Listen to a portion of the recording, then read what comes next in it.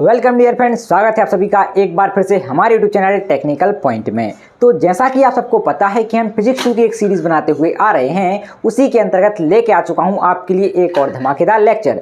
यहां अपन पढ़ने वाले हैं, तो क्या पढ़ने वाले हैं? सबसे बड़ी बात तो ये है कि अपन पढ़ने वाले हैं, क्या पढ़ने वाले हैं, ये क्वेश्चन आपके मन में उठ रहा होगा।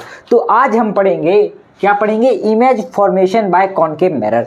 आज जो है कॉनकेव मिरर को अपन समाप्त कर देंगे। जितना भी अपन को पढ़ना है कॉनकेव मिरर के बारे में, उसका क्या कर देंगे अपन? गर्दा उड़ा देंगे, एक तरह से बोलो तो बिल्कुल सफाया कर देंगे। तो देखिए अपन क्या पढ़ेंगे आज, अवतल दर्पण द्वारा प्रतिबिंब का निर्माण। मतलब आपका कोई भी दर्पण है, कोई भी मिरर है, वो कॉनकेव है। क्या है? कॉनकेव है। तो किस प्रकार से उस पर इमेज बनेगी, आपका प्रतिबिंब बनेगा, तो हमें पढ़ना है आज ये। तो देखिए सबसे पहले तो आपको पता होना चाहिए कि कॉनकेव मिरर क्या होता है, तब तो आपको चीज़ें समझ में आएंगी। मान लीजिए ये क्या है, आपका एक कनकेव मिरर है। क्या है मेरे भाई? कनकेव मिरर है। कनकेव मिरर के जो दबा हुआ पार्ट होता है, दबा हुआ भाग होता है, दबी हुई सरफेस होती है, ये क्या रहती है? पॉलिश रहती है। पीछे अपारदर्शी रहता है बाकी सब। ये बीच में क्या है? यहाँ पे ये पोल है। ये क्या है? पोल है। उम्मीद कर रहा हूँ कि इतना तो आपको पता होगा, इतना आप पढ़ के आए होंगे। बीच में क्या रहता है? यहाँ पे रहता है सेंटर ऑफ कर्वेचर, मतलब वक्रता केंद्र। सेंटर ऑफ कर्वेचर और पोल से जो गुजरने वाला एक्सिस होता है, उसको अपन क्या बोलते हैं? मेन एक्सिस बोलते हैं। क्या बोलते हैं मेरे भाई? मेन एक्सिस बोलते हैं। ये क्या है? मेन एक्सिस है आपका। ये कहाँ से गुजर रहा है? आपके सेंटर ऑफ कर्वेचर और पोल से गुजर रहा है। वक्रता केंद्र और आपके ध्रुव से ये क्या कर रहा है? गुजर रहा है। अब देखिए क्या होगा कि यहाँ से इस अक्ष के समांतर, मतलब मेन एक्सिस के समांतर जो भी रे आएगी आपकी, मान लीजिए रे आ रही है यहाँ से, ये किसके समांतर है भाई? किसके पैरेलल है? तो आप कहेंगे मेन एक्सिस के पैरेलल है। और ये रिफ्लेक्ट होगी टकरा के, कहाँ पे? इस तरफ रिफ्लेक्ट होगी। तो ये जो मेन एक्सिस पे जिस पॉइंट पे काटेगी, उसको अपन क्या कहते हैं? फोकस कहते हैं। तो ये आपका क्या है? फोकस है। आई होप कि आपको इतना क्लियर होगा। और देखिए यहाँ पे ये सेंटर ऑफ कर्वेचर और पी तक की दूरी है, ये क्या कहलाती है आपकी? ये कहलाती है रेडियस ऑफ कर्वेचर, मतलब वक्रता त्रिज्या। सी से लेके पी तक की डिस्टेंस कहलाती है आपकी वक्रता त्रिज्या। ये मैंने पढ़ा दिया था। एफ से लेके पी तक की जो डिस्टेंस है, वो क्या कहलाएगी आपकी? वो कहलाएगी फोकस दूरी। उम्मीद कर रहा हूँ कि आपको समझ में आ रहा होगा। अब देखिए कोई भी रे है, कोई भी किरण है प्रकाश की, कहाँ से आती है भैया? हमें नहीं पता। इनफाइनाइट से आती है, वो तो सन से आ रही है, इनफाइनाइट से आ रही है। तो कोई भी जो रे है वो कहाँ से आ सकती है? इनफाइनाइट से आ सकती है। अपन ऐसे ही क्या कर सकते हैं कि अगर आपको किसी चीज़ का इमेज बनाना है, किसी चीज़ का प्रतिबिंब बनाना है, तो उसको आप कहाँ पे रख सकते हैं भाई? अनंत पे भी तो रख सकते हैं, इनफाइनाइट पे भी तो रख सकते हैं, है कि नहीं? तो पहली कंडीशन क्या रहेगी कि आपका जो ऑब्जेक्ट है वो कहाँ रखा रहेगा? इनफाइनाइट पे रखा रहेगा। ये क्या है? ए बी नाम का कोई ऑब्जेक्ट है, ये इनफाइनाइट पे रखा है। दूसरी कंडीशन क्या हो गई? दूसरी कंडीशन में अपन क्या करेंगे? इनफाइनाइट और कहाँ पे? सी के बीच में क्या रखेंगे? ऑब्जेक्ट को रखेंगे। कहीं भी रख सकते हैं भाई, इनफाइनाइट और सी के बीच में। ये क्या है आपका? ए बी मान लो, ठीक है ना। अभी तो केवल ओवरव्यू ले रहे हैं, अभी अपन समझेंगे प्रत्येक कंडीशन को। दूसरी कंडीशन क्या हो गई? देखो पहली कंडीशन ये हो गई कि अपना ऑब्जेक्ट इनफाइनाइट पे रखा है। जब आपका ऑब्जेक्ट इनफाइनाइट पे रखा रहता है, तब आपका जो प्रतिबिंब है, प्रतिबिंब मतलब इमेज कहाँ बनती है? फोकस पे बनती है। उम्मीद कर रहा हूँ कि इतना समझ में आ रहा होगा। अभी अपन समझाएंगे फुल डिटेल में, ठीक है ना। अभी केवल ओवरव्यू ले रहे हैं। और जैसे ही आपका जो ऑब्जेक्ट है वो इस तरफ बढ़ने लगा, ठीक है, आगे की तरफ बढ़ने लगा, मतलब इनफाइनाइट से हमने कहाँ रख दिया? इनफाइनाइट और सी के बीच में रख दिया। तो जो आपका इमेज बनेगी, जो प्रतिबिंब बनेगा, वो क्या बनेगा? थोड़ा दूर बनेगा फोकस से। मतलब क्या है कि आप जैसे जैसे पास ले जाएंगे अपने ऑब्जेक्ट को, इमेज उतनी दूर जाती जाएगी, उतनी दूर इमेज बनेगी, उतनी दूर प्रतिबिंब बनेगा। और पहली कंडीशन क्या हो गई कि पहली कंडीशन में अपन क्या कर रहे थे? जो ऑब्जेक्ट था उसको कहाँ पे रख रहे थे? उसको रख रहे थे इनफाइनाइट पे। फिर दूसरी कंडीशन क्या थी? दूसरी कंडीशन में अपन ने ऑब्जेक्ट को कहाँ पे रखा? इनफाइनाइट और सी के बीच में रखा। मतलब क्या है? इनफाइनाइट और वक्रता केंद्र के बीच में रखा। फिर तीसरी कंडीशन क्या कहती है? तीसरी कंडीशन में अपन ऑब्जेक्ट को पुट करेंगे कहाँ पे? वक्रता केंद्र पे, और देखेंगे कि इमेज कहाँ पे बन रही है। उम्मीद कर रहा हूँ कि इतना तो आपको क्लियर होगा। उसके बाद क्या होगा भाई? अपनी कितनी कंडीशन हो गई? 3 कंडीशन हो गई। पहली कंडीशन ये थी कि अपन ऑब्जेक्ट को कहाँ पे रख रहे थे? इनफाइनाइट पे। फिर दूसरी कंडीशन ये थी कि अपन ऑब्जेक्ट को कहाँ पे रख रहे थे? इनफाइनाइट और सी के बीच में, और देख रहे थे कि अपना जो प्रतिबिंब है, इमेज कहाँ, मतलब प्रतिबिंब है, इमेज है, वो कहाँ पे बन रही है। फिर उसके बाद अपन ने क्या किया? ऑब्जेक्ट को कहाँ पे रख दिया? सी पे रख दिया, वक्रता केंद्र पे रख दिया, और चेक किया हमने कि कहाँ पे इमेज बन रही है। और फिर क्या होगा भाई? फिर हम रखेंगे ऑब्जेक्ट को सी और एफ के बीच में। चौथी कंडीशन ये है। ऑब्जेक्ट को कहाँ पे रखेंगे, सी और एफ के बीच में ऑब्जेक्ट को रखेंगे और चेक करेंगे कि कहाँ पे अपना इमेज बन रहा है, कहाँ पे अपना प्रतिबिंब बन रहा है। उम्मीद कर रहा हूँ कि आपको ये 4 कंडीशन समझ में आ गई होंगी। पहली कंडीशन क्या थी कि ऑब्जेक्ट कहाँ पे था, इनफाइनाइट पे था। जब आपका ऑब्जेक्ट इनफाइनाइट दूरी पे रहता है तो आपका प्रतिबिंब कहाँ बनता है, फोकस पे बनता है। उसके बाद अपन ने क्या किया, इनफाइनाइट और सी के बीच में कहीं पे भी अपन ने क्या रख दिया, एक ऑब्जेक्ट को रख दिया और फिर हमने चेक किया कि अपना क्या बन रहा है, इमेज कहाँ पे बन रहा है, अपना जो प्रतिबिंब है वो कहाँ पे बन रहा है। फिर अपन ने क्या किया कि ऑब्जेक्ट जिस भी वस्तु का प्रतिबिंब बन रहा है वो अपन ने कहाँ पे रख दी, वक्रता केंद्र पर रख दी, सी पे रख दी। फिर अपन ने चेक किया कि भाई अपना जो इमेज है, प्रतिबिंब है वो कहाँ बन रहा है। तो ये तीसरी कंडीशन थी। चौथी कंडीशन क्या थी कि सी और एफ के बीच में अपन ने क्या रख दिया, अपना ऑब्जेक्ट रख दिया और चेक किया कि कहाँ पे इसका प्रतिबिंब बन रहा है, कहाँ पे इसकी इमेज बन रही है। अब देखिए अब क्या करेंगे भाई, पांचवी कंडीशन क्या होगी, तो पांचवी कंडीशन ये होगी कि अपन जो ऑब्जेक्ट है उसको कहाँ पे पुट कर देंगे, फोकस पे पुट कर देंगे और देखेंगे कि अपनी इमेज कहाँ पे बन रही है। 5 कंडीशन ये अपनी हो गई। और कहाँ रख सकते हैं, तो आप कहेंगे ऑब्जेक्ट को हम यहाँ पे भी तो रख सकते हैं, एफ और पी के बीच में। तो हम कहाँ चेक करेंगे भाई, यहाँ पे रख के भी चेक करेंगे ऑब्जेक्ट को एफ और पी के बीच में कि इमेज कहाँ पे बन रही है। तो ये टोटल 6 कंडीशन होती हैं। पहली कंडीशन में क्या होगा, ये क्या है, इनफाइनाइट पे अपना ऑब्जेक्ट रखा हुआ है और अपना जो प्रतिबिंब है, जो इमेज है वो कहाँ बन रही है, फोकस पे बन रही है। कैसे बन रही है ये मैं आपको समझाऊंगा नेक्स्ट पेज पे। चलिए बढ़ते हैं नेक्स्ट पेज पे और समझते हैं फर्स्ट कंडीशन को। अब बढ़ते हैं आगे और समझते हैं फर्स्ट कंडीशन को। फर्स्ट कंडीशन को समझने से पहले क्या आप मुझे ये बात बता सकते हैं कि इमेज कहाँ पे बनती है, तो आप कहेंगे जहाँ पे 2 रिफ्लेक्टेड रे मिलेंगी आपस में, 2 परावर्तित किरणें जहाँ पे भी आपस में मिलेंगी वहाँ पे आपका क्या बनेगा, वहाँ पे आपका प्रतिबिंब बनेगा, वहाँ पे आपकी इमेज बनेगी। अब देखिए फर्स्ट कंडीशन क्या है। फर्स्ट कंडीशन देखो, फर्स्ट कंडीशन क्या है कि वस्तु की स्थिति कहाँ है, मतलब पोजीशन ऑफ ऑब्जेक्ट कहाँ पे है, तो आप कहेंगे इनफाइनाइट पे, कहाँ पे, अनंत पर। अपन रख रहे हैं पहली कंडीशन में वस्तु को कहाँ पे, अनंत पर। जब अनंत पे रखेंगे तो आपकी इमेज कहाँ पे बनेगी, उसे समझते हैं एक डायग्राम के थ्रू। ये क्या है, आपका एक कॉनकेव मिरर है। क्या है मेरे भाई, कॉनकेव मिरर है। बीच में क्या रहेगा, आपका पोल रहेगा, ये आपका पी है। आई होप कि आपको इतना क्लियर होगा। ये क्या है, आपका सेंटर ऑफ कर्वेचर है। यहाँ से क्या गुजरेगी, मेन एक्सिस गुजरेगी, तो ये आपकी मेन एक्सिस हो गई। ये क्या है, मेन एक्सिस है।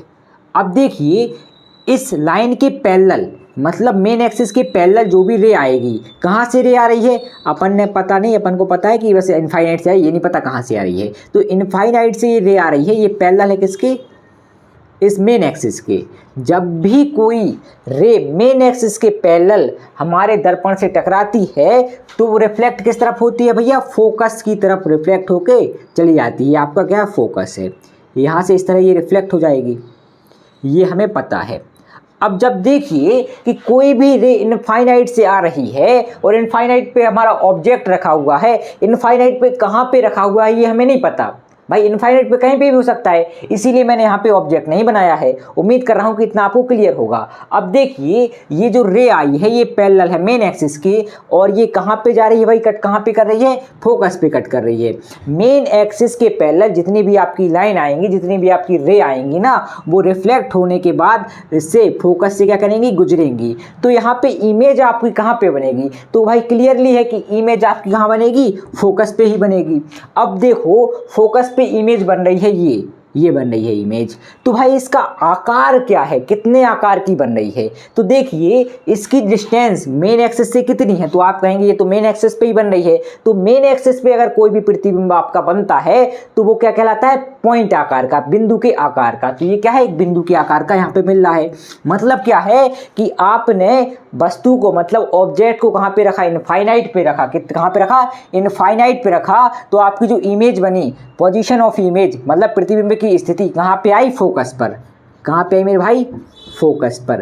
क्योंकि हमें ये पता है कि भैया इनफाइनाइट से अगर कोई भी रे आती है और वो पैरेलल है किसके, मेन एक्सिस के, तो वो फोकस से होकर गुजरेगी। और भाई हमें इमेज कहाँ पे मिलती है, जहाँ पे 2 रिफ्लेक्टेड रे मिलेंगी। अब देखिए एक तो ये आ गई, एक और रे चाहिए हमें, तो भाई एक और रे हम यहाँ पे बना देंगे। ये भी आई पैरेलल, यहाँ पे टकराई और यहाँ से ये गुजर गई। ये देखिए अब ये दोनों रे कहाँ पे मिल रही हैं? ये दोनों रे मिल रही हैं कहाँ पे? फोकस पे। देखो कभी भी हमें इमेज बनानी रहे तो हम वहाँ पे क्या करते हैं, दो रे को लेके आते हैं। पहली रे ये थी तो भाई ये रे कहाँ पे? फोकस पे कट किया। दूसरी रे ने भी कहाँ पे कट किया? फोकस पे किया। दोनों आपस में मिल गई तो यहाँ पे हमें क्या मिलेगा? इमेज मिलेगी, प्रतिबिंब मिलेगा। और प्रतिबिंब का साइज कैसा रहेगा? बिंदु के आकार का रहेगा। ये आपको समझ में नहीं आ रहा होगा क्योंकि यहाँ पे अपन ने ऑब्जेक्ट नहीं रखा है। जब अपन ऑब्जेक्ट रखेंगे तो आपको पूरा क्लियर हो जाएगा। अब देखिए वस्तु की स्थिति कहाँ पे थी? अनंत पे। प्रतिबिंब की स्थिति कहाँ पे है भाई? ये फोकस पर है। कहाँ पर है भैया? फोकस पर है। और प्रतिबिंब का आकार क्या है भाई? इस बिंदु का आकार क्या है? इस बिंदु पे प्रतिबिंब बन रहा है तो आप कहेंगे कि ये बिंदु के आकार का है। बिंदु के आकार का प्रतिबिंब आपका बन रहा है। अब देखिए प्रतिबिंब की प्रकृति क्या होगी? नेचर ऑफ इमेज क्या होगा आपका? ठीक है ना। तो देखो जो आपका कॉनकेव मिरर है इसमें हमेशा क्या बनता है? हमेशा नहीं, कभी कभार। देखो हमेशा क्या बनता है? हमेशा या कभी कभार मान लो। देखो अधिकतर चांस रहते हैं किसके? अधिकतर चांस रहते हैं रियल इमेज के। तो क्या बनेगा यहाँ पे आपका? वास्तविक प्रतिबिंब। वास्तविक और उल्टा। जो नेचर रहेगा वो कैसा रहेगा? वास्तविक रहेगा और उल्टा रहेगा। देखो जो आपका कॉनकेव मिरर है इसमें 90% चांस रहते हैं कि आपका जो इमेज बनेगी या प्रतिबिंब बनेगा वो कैसा होगा? वास्तविक होगा, मतलब रियल होगा, और उल्टा होगा। एक कभी कभार केस में क्या हो जाता है कि वहाँ पे आभासी बनता है। अगर आपके एग्जाम में आ जाए कि कॉनकेव मिरर द्वारा कैसा प्रतिबिंब बनता है या कैसी इमेज बनती है तो आप बेशक लगा सकते हैं क्या? वास्तविक और उल्टा इमेज बनता है। बाकी आप समतल दर्पण में चले जाइए, मतलब फ्लैट मिरर में चले जाइए, तो वो कैसा बनाता है? वो वर्चुअल इमेज बनाता है, आभासी इमेज बनाता है। केवल यही रहता है एक क्या? मिरर, जो कि वास्तविक इमेज बनाता है। कैसी बनाता है? रियल इमेज बनाता है। उम्मीद कर रहा हूं कि आपको ये कॉन्सेप्ट क्लियर होगा। चलिए फर्स्ट कंडीशन ये हो गई। अब बढ़ते हैं सेकंड कंडीशन पे और समझते हैं कि सेकंड कंडीशन में हमें क्या करना है और इमेज हमारी कहाँ पे हमें मिलेगी। चले एक काम कर, 200 रुपए दे और 50 रुपए काट ओवर एक्टिंग के वजह। चलिए फ्रेंड्स अब बढ़ते हैं आगे और देखते हैं सेकंड कंडीशन को। तो सेकंड कंडीशन में क्या होगा? जो हमारा ऑब्जेक्ट रहेगा वो अनंत और सी के बीच में होगा। इसका मतलब क्या है? अपना जो ऑब्जेक्ट है वो कहाँ पे है? इनफाइनाइट और वक्रता केंद्र के बीच में है। अब देखिए क्या होगा, उसके लिए अपन समझते हैं एक डायग्राम के थ्रू। मान लीजिए ये आपका क्या है? कनकेव मिरर है। क्या है मेरे भाई? कनकेव मिरर है। यहाँ पे क्या होगा? इसका पोल होगा, इतना तो आपको पता ही होगा। और यहाँ पे क्या है आपका? Centre of curvature. क्या है? सेंटर ऑफ कर्वेचर मतलब वक्रता केंद्र है। यहाँ से एक मेन एक्सिस जाएगी तो ये क्या है? मेन एक्सिस है। ये यहाँ पे क्या रहेगा आपका? इनफाइनाइट रहेगा, अपन को नहीं पता कहाँ है। ठीक है, अब अपन ऑब्जेक्ट को कहाँ पे रख रहे हैं? यहाँ पे रख रहे हैं, इनफाइनाइट और सी के बीच में, मतलब वक्रता केंद्र के बीच में। तो देखिए इससे जो एक रे जाएगी, फर्स्ट रे जाएगी, जिसको अपन कैसे? ब्लैक पेन से लिखते हैं। ठीक है ना, इतना तो आपके लिए कर लीजिए। ये आपका ऑब्जेक्ट है। ठीक है, इसका नाम अपन दे रहे हैं क्या? A B. ये ऑब्जेक्ट है आपका ए बी नामक। अब देखिए इससे जो एक रे जाएगी वो क्या होगी? मेन एक्सिस के पैरेलल होगी। इसका मतलब क्या है? अब देखिए ये जाएगी ऐसी, ये है पैरेलल। किसके पैरेलल है? मेन एक्सिस के पैरेलल है। अब देखिए ये क्या है भाई? तुम्हारी इंसिडेंट रे है। ये रिफ्लेक्ट होकर कहाँ से गुजरेगी भाई? कट कहाँ पे करेगी? ये करेगी फोकस पे कट। क्यों कर रही है ये फोकस पे कट? तो आप कहेंगे कि ये मेन एक्सिस के पैरेलल टकरा रही है, इसलिए रिफ्लेक्ट होने के बाद ये फोकस से क्या हो रही है? गुजर रही है। ये देखिए ये इस तरह से। उम्मीद कर रहा हूँ कि इतना आपको क्लियर होगा। उसके बाद क्या होगा? उसके बाद क्या होगा? जो दूसरी रे जाएगी वो जाएगी कुछ इस तरह से, ये यहाँ पे टकराएगी और लौटेगी कैसे? ये इसी तरह लौटेगी, इसी डायरेक्शन में लौटेगी। इसका मतलब क्या है? जैसे ये गई थी वैसे ही टकरा के लौट आएगी। इसका मतलब ये है कि भाई जैसे जा रही थी रे उसी पथ में वापस आ जाएगी। तो ये देखिए मतलब क्या होगा यहाँ पे कि भाई ये आपकी इंसिडेंट हो रही थी और इसी तरह क्या होगी? आपकी रिफ्लेक्टेड होगी। उम्मीद कर रहा हूँ कि ये समझ में आ गया होगा। अब दोनों रिफ्लेक्टेड रे आपको कहाँ मिल रही हैं? तो आप कहेंगे यहाँ पे मिल रही हैं। यहाँ पे मिल रही है कि नहीं मिल रही? ये आपकी इंसिडेंट रे थी, ये रिफ्लेक्ट होके ऐसी आई, और यहाँ पे आपकी दूसरी ये क्या थी भाई? इंसिडेंट रे थी और रिफ्लेक्ट होके ये वापस उसी पथ में या उसी मार्ग में आ गई। तो यहाँ पे ये मिल रही है। अब आपका इमेज कहाँ पे बनेगा, ये बनेगा इमेज, ये इमेज बनेगा, उल्टा बनेगा, ये क्या है आपका इमेज है। और ये इमेज कैसी बन रही है, ये अपने ऑब्जेक्ट से मतलब वस्तु से छोटी बन रही है। तो यहाँ पे क्या जाएगा आपका उल्टा इमेज। उल्टी इमेज कैसी आ जाएगी मेरे भाई, ये देखिए ए डैश बी डैश। तो ये आप क्या हुई, उल्टी इमेज बन गई। और बन कहाँ रही है ये इमेज बन रही है सी और एफ के बीच में। उम्मीद कर रहा हूँ कि आपको ये समझ में आ रहा होगा। जब अपन ने ऑब्जेक्ट को इनफाइनाइट और सी के बीच में रखा तब अपनी इमेज कहाँ बन रही है, सी और एफ के बीच में बन रही है। और इमेज कैसी बन रही है भैया, ये उल्टी इमेज है, रियल इमेज है और क्या है ऑब्जेक्ट से छोटी है। उम्मीद कर रहा हूँ कि इतना तो आपको क्लियर होगा। अब देखिए क्या होगा, वस्तु की स्थिति मतलब ऑब्जेक्ट की जो पोजीशन थी वो कहाँ पे थी, अनंत और सी के बीच में थी। प्रतिबिंब की स्थिति मतलब पोजीशन ऑफ इमेज कहाँ पे है, तो ये है सी और एफ के बीच में आपका क्या बन रहा है, इमेज बन रहा है के बीच में। उसके बाद क्या होगा कि प्रतिबिंब का आकार मतलब इमेज का साइज क्या है, तो आप कहेंगे कि इमेज का साइज ऑब्जेक्ट से क्या है, छोटा है। कैसा इमेज का साइज, ऑब्जेक्ट से, वस्तु से छोटा, वस्तु से छोटा। उसके बाद क्या होगा, प्रतिबिंब की प्रकृति मतलब नेचर ऑफ इमेज क्या है, तो आप कहेंगे ये वास्तविक प्रतिबिंब बन रहा है। कैसा बन रहा है, वास्तविक बन रहा है और उल्टा बन रहा है, वास्तविक और उल्टा।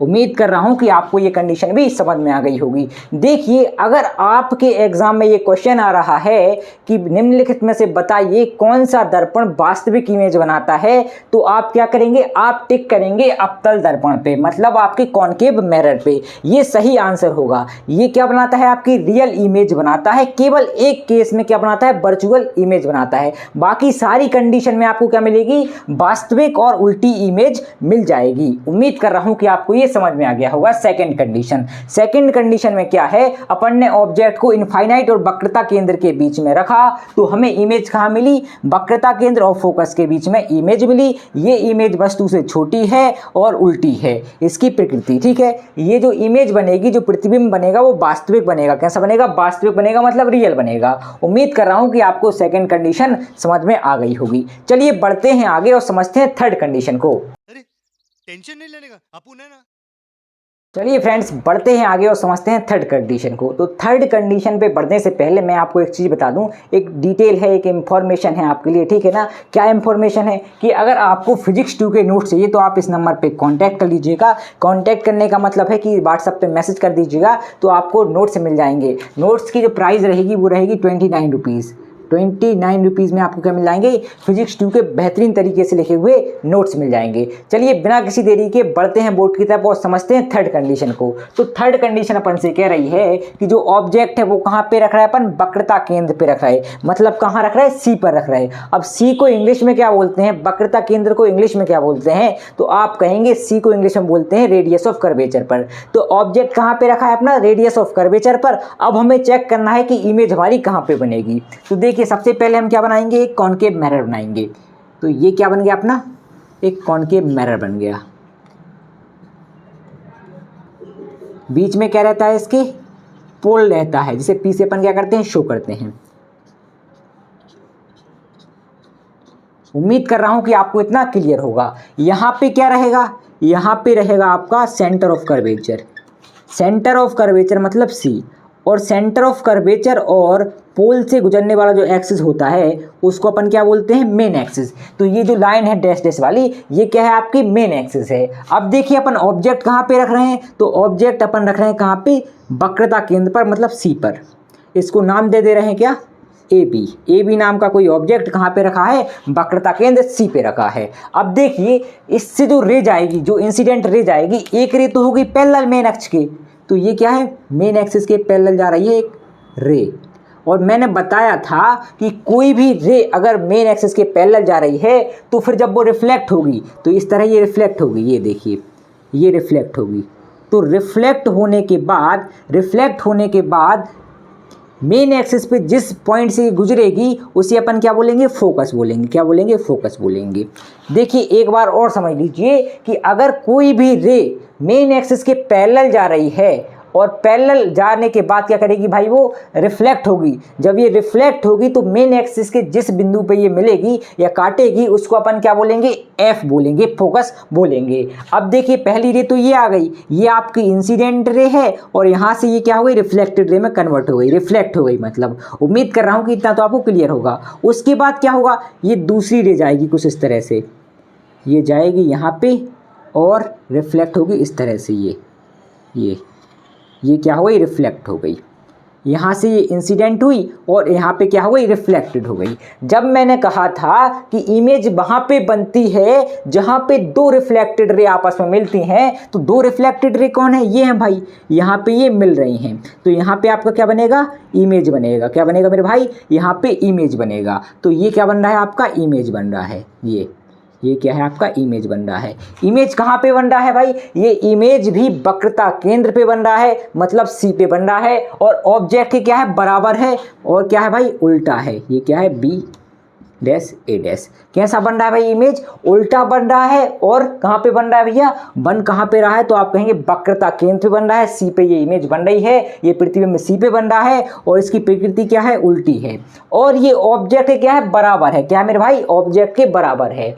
चलिए एक बार और समझ लीजिए, आपका ऑब्जेक्ट कहाँ पे रखा था, तो आपका ऑब्जेक्ट रखा था सी पे, मतलब वक्रता केंद्र पे। तो मैंने कहा था कि कोई भी अगर ऑब्जेक्ट रखोगे कहाँ पे, वक्रता केंद्र पे, तो एक रे जाएगी, एक पैरेलल रे जाएगी, ठीक है। तो एक पैरेलल रे जा रही है, ये इसको बोलेंगे इंसिडेंट रे। जब ये इंसिडेंट रे क्या करेगी भाई, यहाँ पे टकराएगी और रिफ्लेक्ट होगी, तो मेन एक्सिस के जिस पॉइंट पे मिलती है उसको अपन फोकस बोलते हैं और ये रिफ्लेक्टेड इस तरह हो जाएगी। दूसरी रे गई यहाँ पे, ये जा रही है दूसरी रे आपकी, ठीक है ना। दूसरी रे यहाँ पे गई, यहाँ पे रिफ्लेक्ट हुई टकरा के, ठीक है। तो रिफ्लेक्टेड रे हमें कहाँ पे मिली, यहाँ पे मिली। दोनों रिफ्लेक्टेड रे कहाँ पे मिली, यहाँ पे मिली। तो यहाँ पे आपकी क्या बन रही है, इमेज बन रही है, प्रतिबिंब आपका बन रहा है। प्रतिबिंब बन कैसा रहा है, तो प्रतिबिंब बन रहा है उल्टा और इसकी पोजीशन क्या है, प्रतिबिंब की पोजीशन है भैया वक्रता केंद्र पे। अगर आप ऑब्जेक्ट को वक्रता केंद्र पे रखेंगे तो आपकी इमेज भी कहाँ बनेगी, वक्रता केंद्र पे बनेगी। और जो ऑब्जेक्ट की प्रकृति है, जो नेचर है, वो क्या रहेगा, वास्तविक और उल्टा रहेगा। तो देखिए क्या है भाई, वस्तु की स्थिति कहाँ पे थी, वक्रता केंद्र पे थी। प्रतिबिंब की स्थिति कहाँ पर रहेगी, मतलब कि प्रतिबिंब की स्थिति से क्या मतलब, इमेज की पोजीशन कहाँ है, तो इमेज की पोजीशन कहाँ पे आप कहेंगे, वक्रता केंद्र पे ही है भैया। इमेज भी कहाँ बन रही है हमारी, वक्रता केंद्र पर। फिर उसके बाद क्या है, प्रतिबिंब का आकार कैसा है, मतलब जो इमेज है इसका साइज कैसा है, तो आप कहेंगे इसका साइज कैसा है, इसका साइज है बराबर, वस्तु के बराबर, मतलब ऑब्जेक्ट के बराबर, वस्तु के बराबर। प्रतिबिंब की प्रकृति कैसी होगी, मतलब नेचर ऑफ इमेज क्या होगा, तो मैंने बताया था नेचर हमेशा क्या रहेगा, वास्तविक और उल्टा, वास्तविक उल्टा, ये इसका नेचर रहेगा। उम्मीद करता हूं कि आपको थर्ड जो कंडीशन है वो समझ में आ गई होगी कि थर्ड कंडीशन में किस प्रकार से क्या हो रहा है। अब फोर्थ कंडीशन में क्या होगा, फोर्थ कंडीशन में अपन ऑब्जेक्ट को रखेंगे सी और एफ के बीच में। तो चलिए बढ़ते हैं आगे और समझते हैं क्या फोर्थ कंडीशन को। चलिए फ्रेंड्स, अब देखते हैं फोर्थ कंडीशन अपन से क्या कहना चाह रही है। तो फोर्थ कंडीशन में जो ऑब्जेक्ट होगा अपना, ऑब्जेक्ट की पोजीशन क्या रहेगी, ऑब्जेक्ट को अपन वक्रता केंद्र सी और फोकस के बीच में रखेंगे, ठीक है ना। इतना आपको क्लियर है। कहाँ रखना है अपन को, वस्तु को सी और एफ के बीच में रखना है। तो देखिए क्या होगा, सबसे पहले अपन क्या बनाएंगे, यहाँ पे डायग्राम बनाएंगे। डायग्राम बनाने के लिए अपन क्या कर रहे हैं, ब्लू पेन का यूज कर रहे हैं, ठीक है ना। ब्लू पेन के बिना मजा नहीं आता। तो ये क्या है आपका कॉनकेव मिरर है, ये है आपका कॉनकेव मिरर। बीच में क्या रहेगा, पोल रहेगा। ये आपका क्या है, पोल है। ये क्या है मेरे भाई, पोल है। यहाँ पे क्या रहेगा आपका, सेंटर ऑफ कर्वेचर रहेगा, सी रहेगा। सेंटर ऑफ कर्वेचर और पोल को मिलाने वाला, मतलब मिलाने वाला नहीं, गुजरने वाला जो एक्सिस है उसको अपन क्या बोलेंगे, उसको बोलेंगे मेन एक्सिस। यहाँ पे कहीं पे क्या रहेगा आपका, फोकस रहेगा। ये क्या है, फोकस है। अब देखिए ऑब्जेक्ट को अपन कहाँ पे रख रहे हैं, ऑब्जेक्ट को अपन रख रहे हैं सी और एफ के बीच में। तो यहाँ पे अपन ने क्या रख दिया, ऑब्जेक्ट को रख दिया। ये क्या है आपका, मान लीजिए ए बी, इसका नामकरण कर दिया। अब देखिए पहली जो रे जाएगी कुछ इस तरह का रहेगा, थोड़ा बड़ा कर दे रहे हैं ना, मजा आएगा बड़ा करने में। ये तो पहली जो रे जाएगी वो क्या होगी, पैरेलल होगी, किसके, मेन एक्सिस के। तो मेन एक्सिस के पैरेलल अपन क्या बनाएंगे, एक रे बनाएंगे, एक किरण बनाएंगे। तो ये क्या है, ये यहाँ पे जा रही है। ठीक है ना मेरे भाई, यहाँ तो तू समझ में आ गया होगा। उसके बाद क्या करेगी, ये फोकस पे कट करते हुए गुजरेगी कुछ इस तरह से, ये यहाँ पे। और एक रे कहाँ पे जाएगी मेरे भाई, तो एक रे कहाँ पे जाएगी, तो एक रे जाएगी यहाँ पे, यहाँ पे टकराएगी और इसी पथ पे क्या करेगी, लौटेगी, इसी पथ से क्या करेगी, लौटेगी। तो ये लौट रही है, ये और मिल कहाँ पे रहे हैं, ये यहाँ पे मिल रही हैं। यहाँ क्या रहता है आपका, इनफाइनाइट रहता है, यहाँ पे ये मिल रही हैं। तो इमेज आपकी यहाँ पे बनेगी, यहाँ पे आपकी इमेज बनेगी, ये बन रही है आपकी इमेज। अब देखिए इमेज का जो साइज है, इमेज का साइज ए डैश बी डैश, अब देखिए इमेज का जो साइज है वो क्या है, आपके ऑब्जेक्ट से बड़ा है। एक बार और समझ लीजिए हो क्या रहा है यहाँ पे, ये आपका ऑब्जेक्ट ए भी था, यहाँ से एक पैरेलल रे गई, टकरा के यहाँ से लौट गई, ठीक है, ये रिफ्लेक्ट हो गई। उसके बाद दूसरी जो रे जाएगी वो यहाँ पे जाएगी, ठीक है ना, और कहाँ पे लौटेगी भाई, टकराने के बाद इसी पे परावर्तित होगी, इसी पे क्या होगी, रिफ्लेक्ट होगी, इसी पथ पे। तो देखिए आगे चल के जिस बिंदु पर मिलेंगे ना, वहाँ पे अपना इमेज बनेगा। तो इमेज बन कहाँ रही है, ये इमेज बन रही है इनफाइनाइट और सी के बीच में, और इस इमेज का साइज जो है ना अपने ऑब्जेक्ट से क्या है, बड़ा है। उम्मीद कर रहा हूँ कि आपको इतना क्लियर होगा। तो देखिए ऑब्जेक्ट की पोजीशन कहाँ थी, वक्रता केंद्र सी और एफ के बीच में। तो प्रतिबिंब मतलब इमेज की स्थिति क्या होगी, इमेज की पोजीशन क्या होगी, तो आप कहेंगे अनंत, इनफाइनाइट, ठीक है, अनंत और वक्रता केंद्र सी के बीच में आपका ऑब्जेक्ट बनेगा, बीच में। उम्मीद कर रहा हूं कि आपको इतना समझ में आ गया होगा।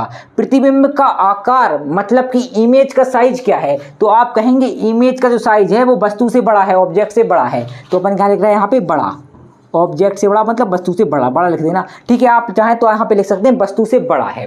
फिर उसके बाद देखिए प्रतिबिंब की प्रकृति कैसी है, मतलब नेचर ऑफ इमेज कैसी है। तो भैया मैंने बताया था कैसा बनता है आपका, वास्तविक बनता है, वास्तविक, और कैसा बनता है मेरे भाई, यहाँ पे आपको दिख रहा होगा उल्टा। तो ये होता है नेचर किसका, प्रतिबिंब का, प्रतिबिंब की प्रकृति मतलब इमेज का नेचर। तो उम्मीद कर रहा हूं कि आपको फोर्थ कंडीशन भी समझ में आ गई होगी। चलिए बढ़ते हैं आगे और समझते हैं फिफ्थ कंडीशन को। अब फिफ्थ कंडीशन में क्या होगा, जो ऑब्जेक्ट है अपन कहाँ पे रखेंगे, फोकस पे रखेंगे। तो देखिए जब अपन ने ऑब्जेक्ट को इनफाइनाइट पे रखा था तो अपनी इमेज कहाँ पे बन रही थी, फोकस पे बन रही थी। आप क्या कर रहे हैं भैया, आप कर रहे हैं कि जो अपना ऑब्जेक्ट है उसको पुट कर रहे हैं कहाँ पे, ऑब्जेक्ट पे, फोकस पे। जब आप फोकस पे से ऑब्जेक्ट को पुट करेंगे तो आपकी इमेज कहाँ पे बनेगी, इनफाइनाइट बनेगी। मतलब ये दोनों क्या रहते हैं, आपस में इन्वर्सली रहते हैं, इन्वर्स रहते हैं, एक दूसरे के उल्टे रहते हैं। उम्मीद कर रहा हूं कि आपको इतना समझ में आ गया होगा। चलिए बढ़ते हैं आगे और देखते हैं फिफ्थ कंडीशन को, जहां पे अपन ऑब्जेक्ट को कहां पे रखेंगे, फोकस पर रखेंगे।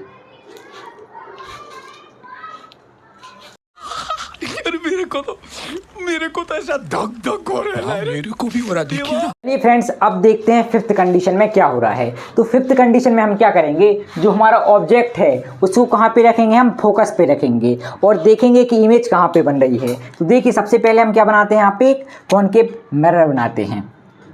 तो ये आपका क्या बन गया, एक कॉनकेव मिरर बन गया। बीच में क्या रहेगा, आपका पोल रहेगा, रहता ही है भैया।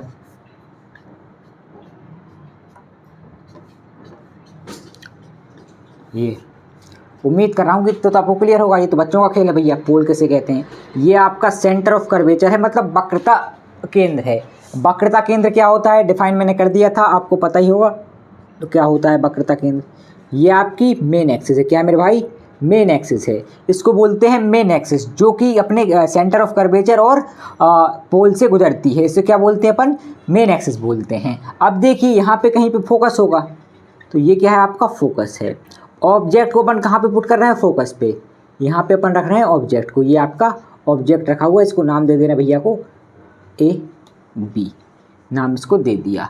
अब देखिए पहली जो रे होगी, पहली जो किरण होगी वो कैसे जाएगी, मेन एक्सिस के पैरेलल जाएगी। तो देखिए मेन एक्सिस के पैरेलल जो भी रे जाती है ना, वो वापस फोकस पे ही लौटती है, ठीक है ना।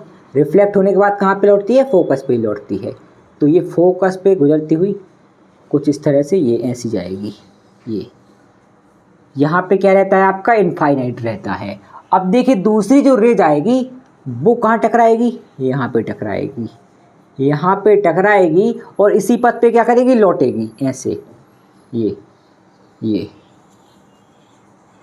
अब देखिए ये आपस में मिल रही हैं क्या, अब आगे कहीं जाके ये इनफाइनाइट है, ठीक है, कहीं जाके अगर ये मिलेंगी तो वहाँ पे क्या मिलेगा आपको, इमेज मिलेगा, प्रतिबिंब मिलेगा। मतलब इनफाइनाइट पे अपन को क्या मिलेगा, प्रतिबिंब मिलेगा। उम्मीद कर रहा हूँ कि आपको ये समझ में आ रहा हो। जो रिफ्लेक्टेड रे हैं, ये रिफ्लेक्ट हो रही हैं, ये जाके कहाँ पे मिलेंगी अपन को नहीं पता, ये इनफाइनाइट पे मिल सकती हैं लेकिन मिलेंगी ज़रूर इनफाइनाइट पे, ठीक है ना, लेकिन अपन को नहीं पता कि कहाँ मिलेंगी। तो अपन क्या कहते हैं कि आपका जो इमेज बन रहा है वो कहाँ पे बन रहा है, इनफाइनाइट पे बन रहा है, जब आपका ऑब्जेक्ट कहाँ पे रखा हो, फोकस पे रखा हो। उम्मीद कर रहा हूँ कि आपको ये समझ में आ गया होगा। और देखिए जो आपकी इमेज बनेगी, जो इमेज बनेगी वो क्या होगी, बड़ी होगी। किससे बड़ी होगी, ऑब्जेक्ट से बड़ी होगी। अब देखिए क्या आ रहा है, प्रतिबिंब की स्थिति, प्रतिबिंब कहाँ पे है ये अपन को बताना है। तो प्रतिबिंब कहाँ पे बन रहा है भैया, अनंत पे बन रहा है।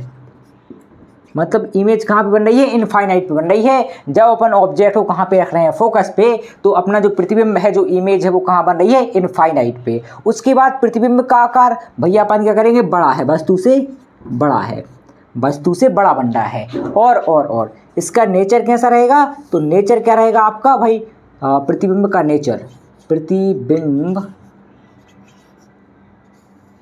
की प्रकृति, प्रकृति मतलब क्या होता है, नेचर।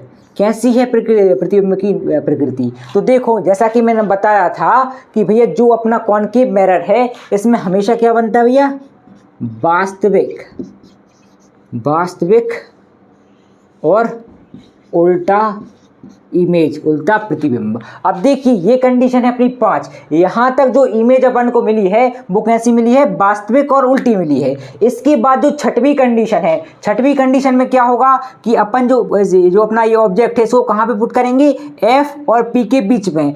तब जब अपन को इमेज मिलेगी वो इमेज होगी आभासी, मतलब वर्चुअल, और वो मिलेगी कहाँ पे, वो मिलेगी दर्पण के पीछे, ठीक है ना। उम्मीद कर रहा हूँ कि आपको इतना क्लियर होगा। चलिए बढ़ते हैं आगे और समझते हैं छठवीं कंडीशन को। लेकिन छठवीं कंडीशन को समझने से पहले इसको एक बार और समझ लीजिए।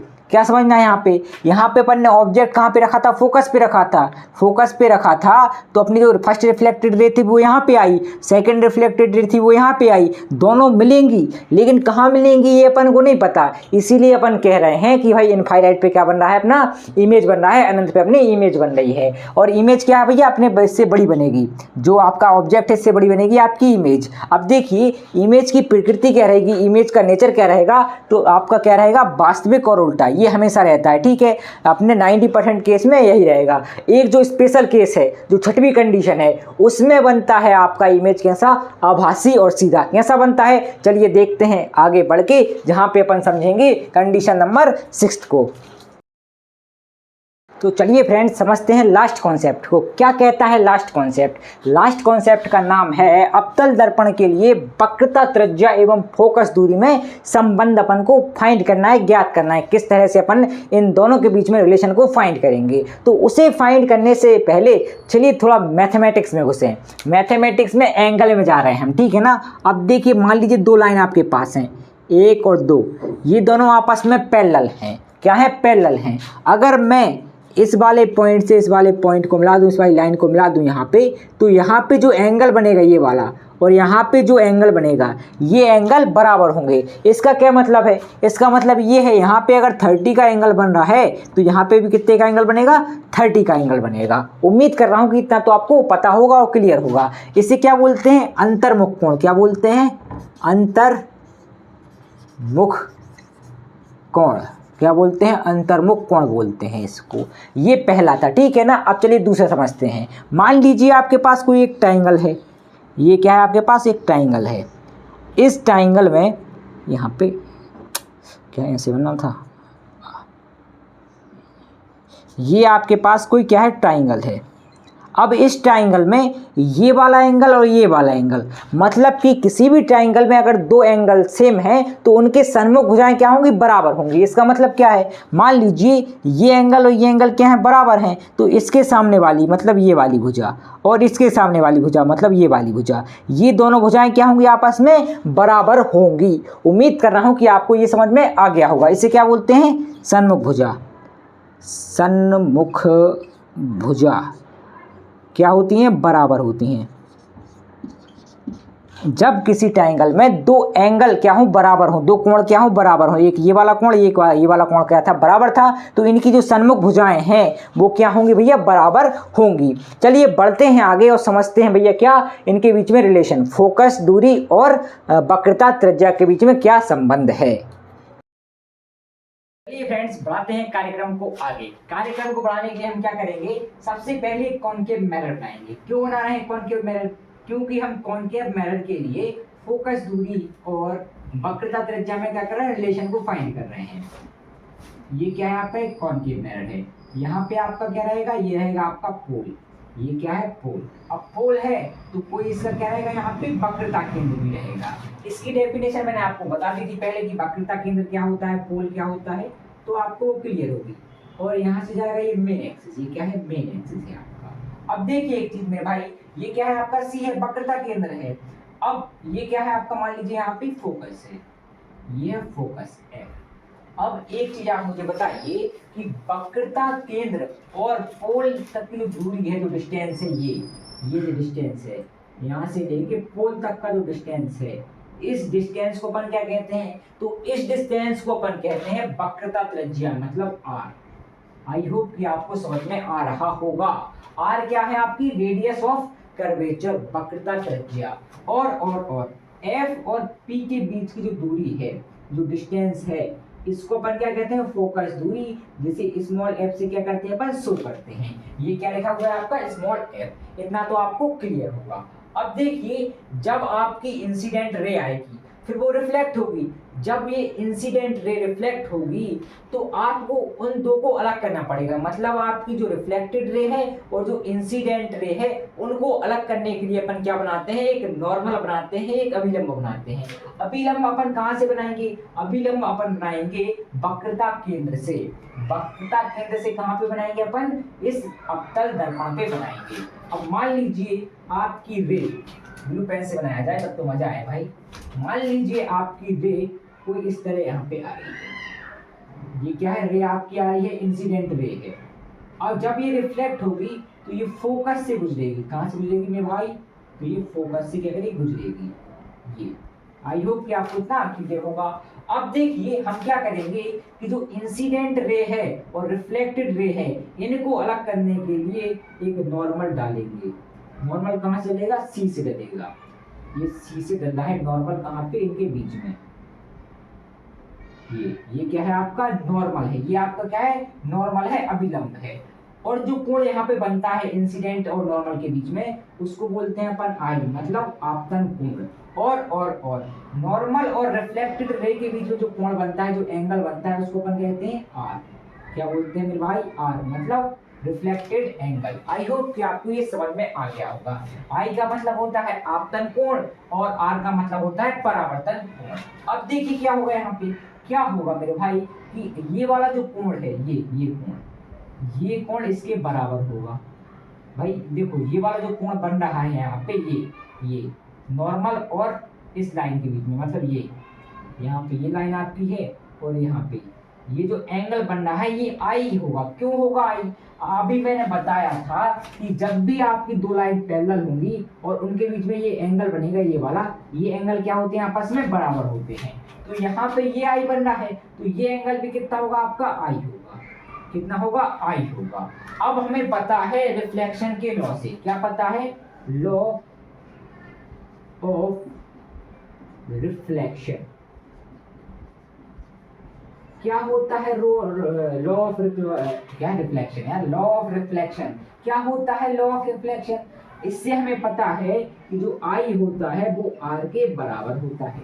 जैसा कि मैंने बताया था कि आई आपका क्या होगा, आर के बराबर होगा। मतलब आपका जो इंसिडेंट एंगल है ये किसके बराबर होगा, रिफ्लेक्टेड एंगल के। मतलब क्या है यहाँ पे, आपका आपतन कोण परावर्तन कोण के बराबर होगा। अब देखिए ये आई के बराबर है, आर किसके बराबर है, आई के बराबर है। अब देखिए आर आई के बराबर है, मतलब ये और ये एंगल आपस में क्या होंगे, बराबर होंगे। ये आई और आर बराबर होंगे। अब आपको ये ट्रायंगल दिख रहा होगा, ये वाला, इस ट्रायंगल को अपन नाम दे रहे हैं क्या, ये ए एफ सी। AFC या फिर ACF, ठीक है। क्या नाम दिया अपन ने इस ट्राइंगल को? ACF ये नाम दिया इस ट्राइंगल को। तो इस ट्राइंगल में आपको क्या दिख रहा है कि दो एंगल क्या है? सेम है। जब दो एंगल सेम होते हैं तो उनकी सन्मुख भुजाएं क्या होती हैं? बराबर होती हैं। मतलब ये वाली लाइन CF और AF क्या होंगी? बराबर होंगी। तो देखिए क्या होगा भाई, CF इज इक्वल टू क्या हो जाएगा मेरे भाई? AF। ऐसा क्यों हो रहा है? तो मैंने अभी बताया था कि किसी ट्राइंगल में अगर दो एंगल सेम है तो उनकी सन्मुख भुजाएं क्या होंगी? बराबर होंगी। तो यहाँ पे क्या हो गया? सन्मुख भुजाओं के कारण ये क्या है? बराबर है। सन्मुख भुजाएं, ये आपको क्लियर होगा कि CF बराबर किसके है? AF के है। उम्मीद कर रहा हूं कि इतना आपको क्लियर होगा। और देखिए ये क्या कहलाता है आपका? ये जो मुंह है इसका, इस मिरर का, इसको अपन बोलते हैं अपर्चर। अपर्चर का मतलब द्वारक। अगर इस द्वारक को अपन छोटा कर दें, इस अपर्चर को छोटा कर दें, तो यहाँ से मतलब PF की दूरी और AF क्या हो जाएगा? बराबर हो जाएगा। अगर आप इसको छोटा कर दें, किसको कर दें? इसको छोटा कर दें, तो आपकी FP और AF क्या होगा? बराबर हो जाएगा। उम्मीद कर रहा हूं कि आपको ये समझ में आ रहा होगा। अगर आप क्या कर दें, इस अपर्चर को छोटा कर दें, तो आपका जो FP है ना, ये किसके बराबर होगा? AF के बराबर होगा। किसके बराबर होगा मेरे भाई? AF के बराबर होगा। आपकी CF क्या है भाई? CF है क्या? तो आप कहेंगे कि CF हमारी क्या है मेरे भाई? CF हमारी AF के बराबर, और FP किसके बराबर है? AF के बराबर है। उम्मीद कर रहा हूं कि आपको इतना क्लियर होगा। अब देखिए ये जो R है ये कैसे बन रही है भैया? CF प्लस क्या है भैया? FP है। तो CF plus FP is equal to आपकी R है। ये फोकस डिस्टेंस है। क्या है आपका फोकस है? ये आपकी क्या है? Radius of curvature. ये R क्या है? आपकी रेडियस ऑफ कर्वेचर। इस रेडियस ऑफ कर्वेचर को अपन कैसे लिख सकते हैं? CF plus PF। उम्मीद कर रहा हूं कि आपको ये समझ में आ रहा होगा। अब देखिए यहाँ पे अपन को पता है कि CF किसके बराबर है भैया? AF के बराबर है। किसके बराबर है? AF के बराबर है। और AF किसके बराबर है भैया? FP के बराबर है। तो अपन क्या रखेंगे? CF के बराबर क्या पुट कर देंगे यहाँ पे? CF की जगह पुट कर देंगे FP plus FP is equal to R। अब अपन ने ऐसा क्यों किया है? तो यहाँ पे देखिए CF AF के बराबर है और AF PF के बराबर है। तो यहाँ से एक रिलेशन मिलेगा हमें कि FP इज इक्वल टू क्या होगा? आपका CF होगा। ये रिलेशन अपन को मिलेगा। तो अपन ने क्या किया है? CF की जगह पे क्या पुट कर दिया? यहाँ पे FP पुट कर दिया। तो अपन को क्या मिल गया यहाँ से? 2FP is equal to R। अब ये 2FP क्या है भैया? FP क्या है ये? तो FP क्या है? आपकी F और P क्या है? आपकी फोकस दूरी है। तो यहाँ पे आपको क्या मिल गया? F2F is equal to R। ये होता है आपका रिलेशन। क्या होता है मेरे भाई? रिलेशन होता है किस किसके बीच में? आपकी रेडियस ऑफ कर्वेचर और फोकस दूरी के बीच में क्या होता है? रिलेशन होता है। देखिए एक बार और समझ लीजिए कि यहाँ पे हो क्या रहा है। यहाँ पे जो ये एंगल है, ये वाला और ये वाला एंगल है, ये एंगल के बराबर है। क्यों बराबर है भाई? क्योंकि यहाँ पे क्या है? अंतर्मुख कोण बोलते हैं। क्या बोलते हैं? अंतर्मुख कोण। तो ये दोनों क्या है? बराबर है। जैसा कि मैंने अभी आपको बताया था, ये आपको आएगा नहीं एग्जाम में कि एग्जाम में इसको आपको फाइंड करना है। वहां पे केवल यही पूछा जाएगा, ये पूछा जाएगा। अब देखिए यहाँ पे जो I है वो किसके बराबर है? R के बराबर है। लॉ ऑफ रिफ्रैक्शन से हमें पता चल गया। और हमें ये पता है कि जब किसी ट्राइंगल में दो एंगल बराबर होते हैं तो उनकी सन्मुख भुजाएं क्या होती हैं? बराबर होती हैं। तो एक भुजा ये क्या है? आपकी CF है। ये किसके बराबर होगी भैया? AF के बराबर होगी। ये इसके बराबर होगी। ठीक है, तो हमने कह दिया CF बराबर AF। अगर हम क्या करें? इस अपर्चर को छोटा कर दें, इसके मुंह को छोटा कर दें, मतलब क्या करें? इसके द्वारक को क्या करते हैं? छोटा कर दें। ये कहलाता है आपका यहाँ से लेके यहाँ तक का डिस्टेंस है, इसको बोलते हैं द्वारक। इस द्वारक को छोटा कर दें हम, तो हमें क्या मिल जाएगा कि FP बराबर किसके है भैया? AF के बराबर है। तो यहाँ पे बनने क्या कर दिया? FP बराबर AF कर दिया। अब हमें क्या मिला रिलेशन कि FP बराबर CF की होगी। भाई देखो क्या है कि AF CF के बराबर है और AF PF के बराबर है। तो भैया अपना जो PF है वो CF के बराबर होगा ही होगा। समझ में आ रहा है कि नहीं आ रहा है? उम्मीद कर रहा हूँ कि क्लियर होगा। उसके बाद अपन ने क्या किया? ये जो डिस्टेंस है यहाँ से लेके यहाँ तक की, ये क्या है आपकी आर है, तो आर इज इक्वल टू क्या आएगा अपना C F plus F P, तो टोटल डिस्टेंस आपकी आ जाएगी आर आ जाएगी। ठीक है, तो देखिए यहाँ पे क्या है सी एफ की जगह अपन ने क्या रख दिया एफ पी रख दिया, तो अपन को क्या मिलेगा यहाँ पे 2fp मिल गया, और एफ पी क्या है आपकी फोकस दूरी है, तो यहाँ पे क्या मिल गया आपको फोकस दूरी मिल गई कि 2f is equal to are. ये होता है रिलेशन किसमें आपकी रेडियस ऑफ कर्वेचर और फोकस डिस्टेंस में। अब देखिए यहाँ से क्या होगा f इज इक्वल टू क्या मिलेगा 2 का पक्षांतर आप उस साइड कर देंगे तो r डिवाइडेड बाय 2, ये आता है आपके एग्जाम में, ये आता है भाई। अब यहां से हमें क्या पता चला, जो फोकस दूरी होती है ये रेडियस ऑफ कर्वेचर क्या होती है आधी होती है, मतलब हाफ होती है, और रेडियस ऑफ कर्वेचर क्या होती है फोकस दूरी की डबल होती है। ये है मेन चीज, ये क्या है मेन चीज है, ये है आपकी मेन चीज। चलिए उम्मीद कर रहा हूं कि आपको इतना क्लियर होगा। तो आज के लिए इतना ही, मिलते हैं अगले लेक्चर में नए कॉन्सेप्ट के साथ। यहाँ पे क्या हुआ अपना जो कॉनकेव मिरर है यहाँ पे पूरा समाप्त हो चुका है, मतलब फिनिश हो चुका है। देखिए यहाँ पे क्या होगा कि इन पे न्यूमेरिकल्स भी आ सकते हैं। न्यूमेरिकल कैसे आएंगे, ऑब्जेक्ट में आएंगे, अपन को फोकस दूरी दे दी जाएगी और कहा जाएगा इसकी वक्रता त्रिज्या ज्ञात कीजिए, मतलब रेडियस ऑफ कर्वेचर ज्ञात कीजिए। तो आप क्या करेंगे, या तो ये फॉर्मूला लगाएंगे या ये फॉर्मूला लगाएंगे। ये फॉर्मूला कब लगाएंगे, जब आपको रेडियस ऑफ कर्वेचर फाइंड करनी हो और फोकस दूरी दी हो, और ये फॉर्मूला कब लगाएंगे, जब आपको रेडियस ऑफ कर्वेचर दी हो और फोकस दूरी ज्ञात करनी हो। तो इन दोनों में जो रिलेशन है ये पक्का से आता है भाई, इसको याद करते हुए जाना, बाकी डेरिवेशन आपको बिल्कुल भी नहीं करना। तो आज के लिए इतना ही, मिलते हैं अगले वीडियो में, तब तक के लिए थैंक्स फॉर वॉचिंग।